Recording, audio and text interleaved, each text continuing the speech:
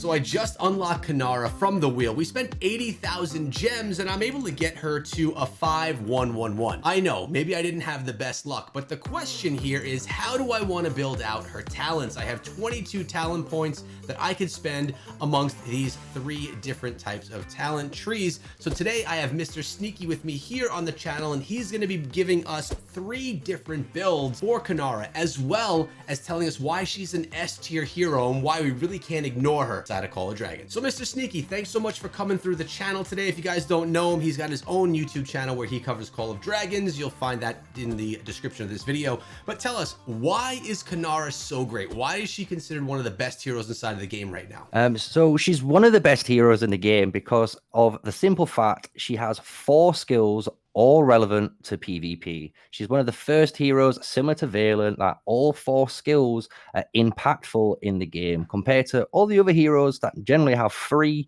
and they might have one sort of like peacekeeping or engineering based talent. So she's one of the first with all 4 skills tailored for PvP. Oh, that's a great breakdown. It makes it very simple right there. She is bred to fight PvP. So I noticed right now, because my goal for her is to get her to 5-1-1-1. At this point in time, I'm not going to wail out on her. It does seem that you're in the same position as a 5-1-1-1. So why don't we start, and actually question, how relevant is she as 5-1-1-1 for people that are low spenders that maybe didn't want to spend any money on her at all? Yeah, so she surprisingly at 5-1-1-1, she's so good, especially when you do like certain pairings with her. Like obviously we can mention like Nico quickly, but when you have paired with certain heroes, the 5-1-1-1 value is actually quite insane. You get enough stats that you care about, but more importantly, it's the 1400 damage nuke and the 15% all damage reduction they put onto the target. So it's a really powerful effect that you can put on any of your archer marchers. So you definitely keep that investment even at a 5-1-1-1 state. I love that. I can't wait to build her out, but to do that, I need to know how you're building out these trees. So why don't we go to talents really quickly?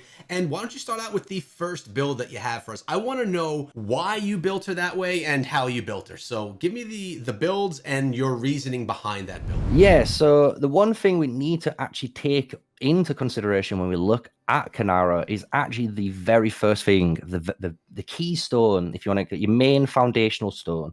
Just because when you do read it, Backstabber does offer you a 2% damage increase every time you inflict a debuff onto an enemy. So this is a very powerful effect that you can be triggering depending on the talent build you're going to be taking. So for me, the first one we're going to be going down is the PvP tree build. This is something a lot of players do experiment with. There's been a lot of testing behind it.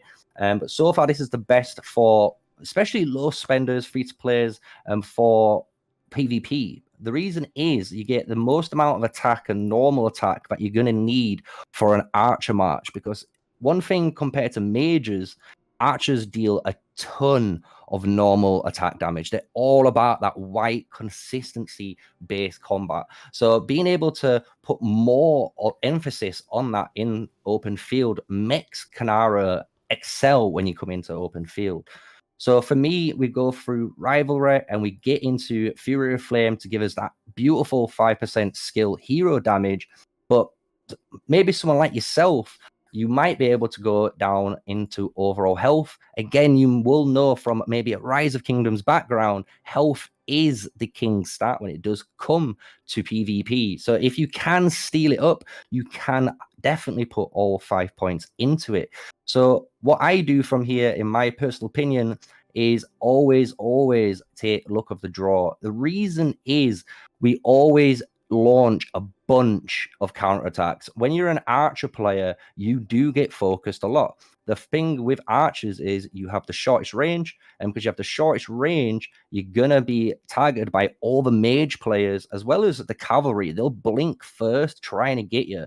So being able to reduce all that damage taken by up to 3% for 20 seconds is actually going to save you long term when it comes into PvP, because everyone knows the longer you're out in the PvP field, the more that 10 stamina actually matters for your march, right? And you can generate those merits. Yeah, makes sense totally so far. Yeah, so when we go into the final stages, this is a little bit more, I would say, again, up to you. I would definitely go for War Banner because everyone loves that Legion capacity. The more Legion capacity, again, overall, the more damage you're dealing. Again, the more health your march is going to have because you have more troops. Everyone knows the more troops you have, the more damage you're going to be dealing, right? But another optional talent we could take here is also the counterattack. Like we said before, we do get targeted a lot. And the fact that we can abuse the amount of counterattack damage we have on Kanara, we can put this all the way up to 5% extra, which is actually like an insane amount when you look at some of her skills and you add the talents to her. So to finish off the PvP build, it's nice and easy. We get a nice flat 1.5% more damage. Self-explanatory. Don't need to go too crazy into why we want flat out 1.5% more damage here. But we do finish the build with a beautiful healing factor. This is allows us when we're in the open field to sustain a little bit, but not feed too much, right? Because again, we don't want to heal somewhat like a Gar would, because if we heal too many troops, we will feed merits to the enemy. And if obviously if we're feeding merits to the enemy, we're going to give them more opportunities to buy stuff in the merit store. So we don't want to heal too much, but obviously having a little bit does sustain nicely in the open field.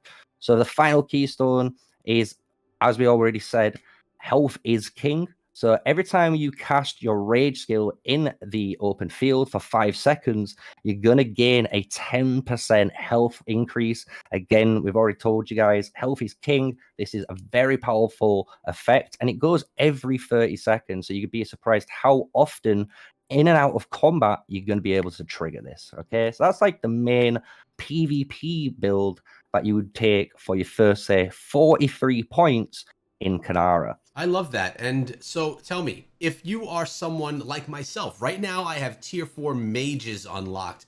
Tier 4 archers I'm going to have in a couple of days. Do you want to run mages at all with Kanara, or is she really only viable for archers before you get into your next build? Yeah, so she is only viable for archers. Just if we jump out, the reasoning is because of the skill 1. So when you look at the attack ranges of certain heroes as well as the damage dealt, this is a physical damage based skill.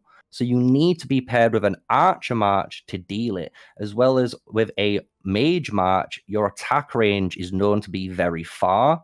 So you wouldn't be in range either to attack with your skill 1, and you wouldn't get any scaling because you're dealing magical damage and not physical. So that's Got you. one thing to remember. Keep marksman with marksman and keep your mages with your mages. No, that's a great tip that honestly a lot of people don't even know. So let's get into your tree number 2. So this is the second build for me. It's going down the marksman tree. I would always call this a staple build. This is a very, very staple build you can run on multiple archers. So this is kind of the beauty, almost the bread and butter for your marksman match. So if you're unsure and you maybe you don't want to experiment with maybe something with the PvP tree, you can always play it safe and run the marksman tree. This again is going to be viable on multiple heroes. So learning it on Kanara is going to obviously be beneficial for you in future seasons when maybe you try a different talent tree on her. So the beginning of the tree is very simple. We get a load of attack and we're going to stack as much rage generation and skill damage. We know similar builds in Rise of Kingdoms have that sort of as much rage generation as possible in a turn to fire off that skill 1 as often as possible. And we know, again, in open field, firing that skill 1 is very important to dealing as much damage in PvP. So being able to cycle through all of these skills as fast as you can and obviously dealing as much damage increase on top of it is going to be so beneficial for Kanara's kit. She's already tanky enough. So giving her damage is actually a really powerful effect for her. So when we go into the keystone choices, you do have 2. You could pick either one, but for me, I like to keep things almost tailored, right? So we're on the skill and skill damage plan. We're on the rage generation plan. We're going to go Shower of Blows. So every time we cast our rage skill, the next time we cast it, we have a 50% chance to deal 8% more damage. So it all works together here. So we've got so far a bit of rage generation and damage in the kit. In the earlier build, we already talked about it. Health is king. And compared to these other two talents, in my opinion, I don't really like them. I don't feel like even the hero skill damage reduction is enough for you, since you're already applying a 15% damage decrease on the target. So if you have a full 2.5% increase in health, you're able to now actually use the combination talent. So I don't know if you've noticed, but this talent has a little line here. And to get access to Delight, you must have a 5 out of 5 Marksman HP. And by doing that, you're going to give yourself a beautiful 15% rage accumulation speed, which is allowing you again to focus on the game plan of firing as many of your skills as often as possible and dealing that damage in the open field. So when we close the build off, it's a nice easy close. We get the counter attack damage again to fit with her build, because we want as much counter attack damage as possible, because again, we're going to get targeted. You got to remember, as an archer player, you will get a bit of a target, and it's okay that you're going to get targeted. Just remember, you deal counter attack damage, so it's a lot of damage compared to someone like a mage that deals 0 counter attack damage, right? And then the final keystone here is burst shot. Nice, easy, understandable effect. Every time we launch a normal attack, we have an additional chance to fire a hero skill damage factor of 150. This obviously does scale a little bit higher, not too ridiculous in the numbers, but obviously it gives us a nice bit of damage in between those skill shots, if you can imagine, because all the moment where what we're doing with the build is going bang, bang, bang. But in between those bangs, we could go maybe like bang, bang, almost like a rhythm with an archer, which I do love to see when you see it in the open field. So that is the main 2 trees you definitely want to be taking on Kanara. Now, tell me, break it down really quickly. We know that the first one's for PvP, those battles. So what would you really be using the marksmans for? Is this for like general, events and things like that? Like, is that the time that you'd be using the marksman build? Yeah, so the marksman build, you can use it more as a general sense build. This will be good in open field combat still. This will be good when you're using patrols. Even in a raid, this is fine. The only skill that's technically wasted here in a raid is the counter attack damage. As you will know yourself, Echo, as a range player, you don't get hit in raids, right? So obviously taking counter attack damage is a bit of a waste of talent, but as an overall, jack of all trades, it does everything you would want in a build. And again, in PvP is an excellent skill cycling engine build that you can run with Kanara. Thank you. I appreciate you taking a second to break that down. All right, so we have our main 2 builds, but as you know, you get to those points at level 43, but we can go all the way to level 60. So how would you fill out the final points needed to get ourselves to level 60, the final 17 points? Where should we put those? I know you have some recommendations. Yeah, so the final 17 points, in my opinion, no matter what tree you go in, Marksman or the PvP tree, you should always whack it in control. Control somehow has become one of the most powerful skill trees or talent trees in the game, just because of the amount of versatility it offers to a march. So I remember at the start of the video, we did mention Backstabber, right? So we're all about, anytime we apply a debuff now, we're going to get that 2% damage increase. This tree excels at doing it in the later stages, but when we have our 17 points, we can still abuse some of the most probably strongest keystones in the game. So what we do is we get march speed. Everyone, you have to get march speed, unfortunately, but this is, again, a very powerful thing for archers. It's going to allow you to chase down a target and run away from targets, right? So if you're getting swarmed, having 10% extra march speed from the control tree is going to actually be a godsend, and it's going to save you more times than you would actually expect. We also want to pair up with any of the other trees. Like I said, you can pair up now double last word. So if you've gone down the marksman tree, you're going to have 8% of counterattack damage with these next 17 points in the ending stage. If you've gone down the PvP tree, again, you might have gone and chose Legion capacity. That's fine. But if you did choose the counterattack damage here in the Fearless tree, again, you're going to have 8%, almost 9% extra counter attack damage for your build, which is absolutely absurd. We're almost hitting ridiculous 60% numbers. So we're going to hit really big white damages on the opponents. So now we've gone down the PvP tree and they've gone down the Marksman tree. We know we've got a load of rage generation from the Marksman tree. But what we could even do in this is get even more rage generation by using high spirits, which is every time you launch a normal attack, you get 50 rage. Very powerful effect every 10%. So it's almost every 1 in 10 auto attacks for those guys that love the little gritty, nitty numbers. But when you pair this now with the final keystone, which is Soul Siphon, this is probably been one of the most underrated keystones in the game, and it's slowly becoming one of the most favorite keystones in the game. I know even Chisco does love a bit of Soul Siphon himself, but when you look at the ability, every time you get hit with a counterattack, you have a 10% chance to steal 40 rage from the enemy target, and you gain that, right? The reason this talent is so powerful is the fact that it's on all counter attacks. So if you're getting swarmed now 3, 4, 5, 6, 7 marches, now imagine, Echo, you've got 7 triggers all at 10%, potentially stealing 40 rage, and there's no cooldown on this. It does fire off insanely quick. So it's a very, very powerful talent, and I love how it ends on the build. And the beautiful thing is, when we finish with our 1 point, a lot of people might wonder, oh, your 1 point might not matter in here. But if you put it in blindside, we enter battle, and when we enter battle, we reduce the target's legion by 6%.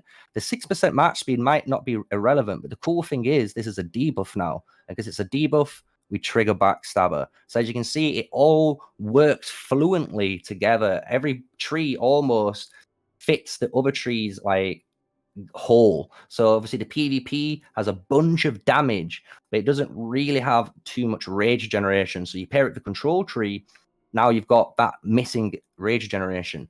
If you had the Marksman tree, you already have a beautiful rage generation build, and now this is sending it into overdrive. So you're going to have that insane uptime on your skill 1.